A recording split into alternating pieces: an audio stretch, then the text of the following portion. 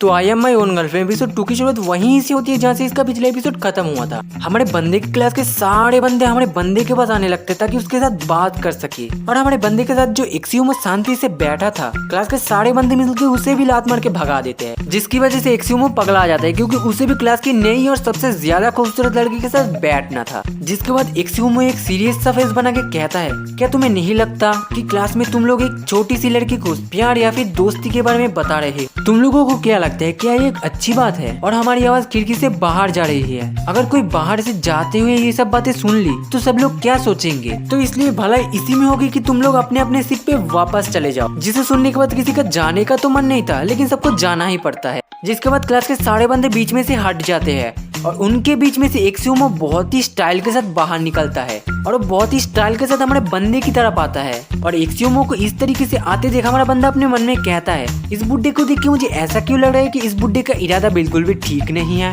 और फिर एक्सियोमो नील डाउन हो गया हमारे बंदे से कहता है, मिस मैं इन गुंडों की तरह नहीं हूँ, आपसे मिलना मेरा एक किस्मत है, तो प्लीज मुझे आपका बॉयफ्रेंड होने का सम्मान दीजिए। जिसे सुनने के बाद हमारा बंदा कहता है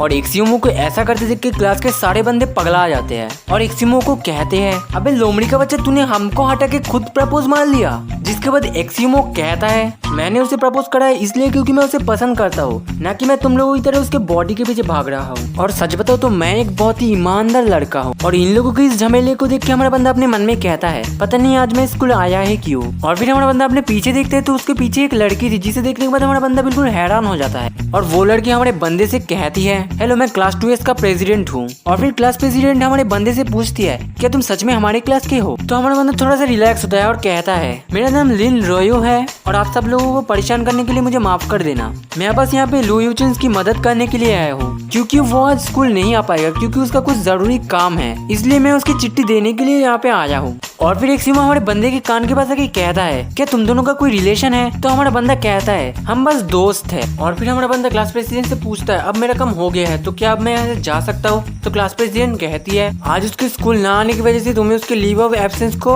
ऑफिस में देना होगा। तो हमारा बंदा कहता है, शायद अब मेरे पास कोई रास्ता नहीं है। और फिर से क्लास प्रेसिडेंट कहती है, लेकिन उससे पहले स्कूल रूल्स के अनुसार तुम्हें उसकी छुट्टी के लिए एप्लीकेशन देना होगा। तुम्हें उसके एप्लीकेशन देने के लिए तुम्हें उसका परिवार का सदस्य होना जरूरी है। अगर तुम कोई ऐसे इंसान हो जो कि लू यूचिन को जानता तक नहीं है तो उससे पहले उसके बारे में तुम्हें जानकारी देनी पड़ेगी। और फिर प्रेसिडेंट कहती है, तुम्हें ऑफिस में जाके ये कहना पड़ेगा, वो बोलना पड़ेगा, ये करना पड़ेगा। तो हमारा बंदा भी हाँ पे हाँ कहता है। और फिर प्रेसिडेंट इतना बकचर करने के बाद लास्ट में कहती है, तो चलो अब ऑफिस में चलो। और फिर हमारा बंदा और क्लास प्रेसिडेंट ऑफिस के अंदर चले जाते हैं और हमारा बंदा ऑफिस के अंदर स्मार्ट रहने की कोशिश करता है।